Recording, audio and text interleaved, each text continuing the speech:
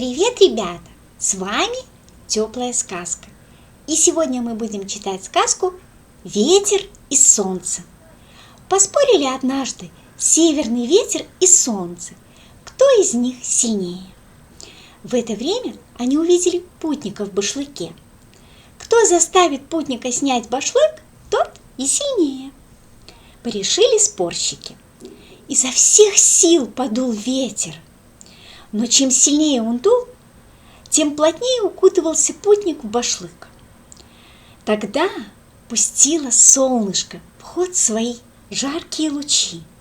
Согрелся от них путник и снял с себя башлык. Тут и узнал ветер, что солнце сильнее его. Если понравилась сказка, ставь лайк. Спасибо!